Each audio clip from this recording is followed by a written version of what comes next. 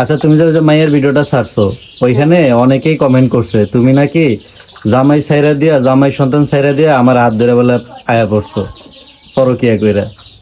আচ্ছা, একটা কথা বলি, আমার সন্তান ছাইরাইছে এটা সত্যি, তবে জামাই সন্তান ছাড়ছে এটা কিন্তু নয়নের লেগে না। নয়নের সাথে আমার হাজবেন্ডের সাথে ডিভোর্সের 3 বছর পর ওর সাথে আমার দেখা হয়েছে। তো 3 বছর পর কিন্তু ওর সাথে আমার বিয়ে হয়েছে। তো 3 বছর আগে ওর আমি দেখিও নাই, ওর সাথে আমার কোনো যোগাযোগও নাই। না না, হঠাৎ করে যোগাযোগ এনে হয়েছে। পেছ লাগবে। অনেকে কবে যে আপনাকে বলে ছোটবেলা থেকে প্রেম আছিল। না না, ওর ওটা যখন তো বিয়ে হয়েছে, ছোটবেলার আচ্ছা আমি একটু ক্লিয়ার করি, আচ্ছা, মানে পূর্ণিমার যখন বিয়ে হয়েছে, বিয়ের পর থেকে মানে 13 বছর ওর সাথে কোনো যোগাযোগ ছিল না। মানে বিয়ের পর থেকে একদম ডিভোর্সে 3 বছর পরে যে ওর সাথে আমার যোগাযোগ হয়েছে, আমি জানতে পারি যে ওর ডিভোর্স হয়েছে। তারপরে আমি অফার করি। আর আমি যদি আমার সংসারে নাও আনতাম, যে কারো সংসারে গেলেই ওর কিন্তু মাইয়াটা সাইরা থিয়া যাওয়া লাগতো।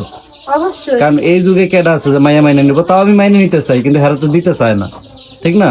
আর এমন না যে একদম মানে নয়নের লেগে আমি আমার সংসার ছাইরা দিয়ে আইছি। না, আমার এটা লেগে সংসার একদমই ছাড়ে ভুল। ও ওর সাথে বনিবা নয় না, সংসার ছেড়ে দিছে। সংসার ছাড়া 3 বছর পরে আমি মানে জানতে পারছি।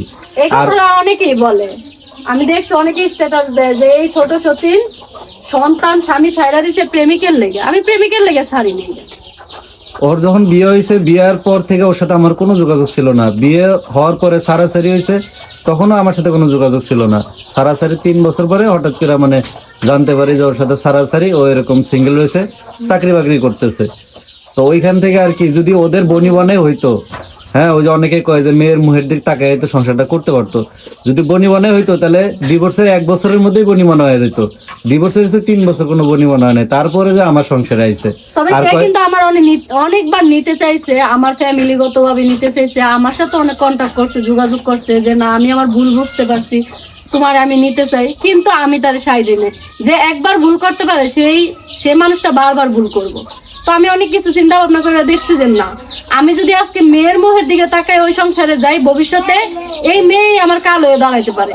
কে লিগা মেয়ে যখন স্বামীর সংসারে যাইবো গা, মেয়ের মানুষ তো আমি সবসময় রাখতে পারবো না আমার কাছে। তখন কিন্তু ওই যে আমি যে কষ্ট করবো আমার কে দেখবো? কারণ আমার যারে দিয়া স্বর্গবাস সেই ভালো না। তো এই কারণে আমি যাইনি। ওইটা আরেকটা কথা। আরেকটা কথা হইতেছে, ওই যে অনেকে কয় যে স্বামীর সংসারে মানে দাঁতে দাঁত কামড় দিয়া থাকলেই তো পারতো, খিসকায় থাকলেই তো পারতো। কয়জন থাকতে পারে? আসার কি দরকার ছিল? কয়জন থাকতে পারে? সেটাই তো। এরকম অনেকেই আছে, আমার মতো অনেক হাজার হাজার মেয়ে আছে যারা সন্তান ছাইরা ডিভোর্স করতেছে।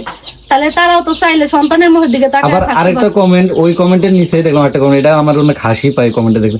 কয় কি এত সুন্দর একটা মাইয়া ছাড়া কিভাবে থাকে? আমার মায়ের ছাড়া আমি 1 সিমটি থাকতে পারি না, মনে মরে যাবো গা। তাহলে যখন বিয়ে দেবো মায়ের, তখন কি করবো? না, তখন কি মাইয়া আর মায়ের জামাইলে হয়ে থাকবো নাকি? আচ্ছা একটা কথা বলি, মানে এত সুন্দর মেয়েটা আমি যে মা, হ্যাঁ আমার কি খারাপ লাগে না? খারাপ তো লাগে।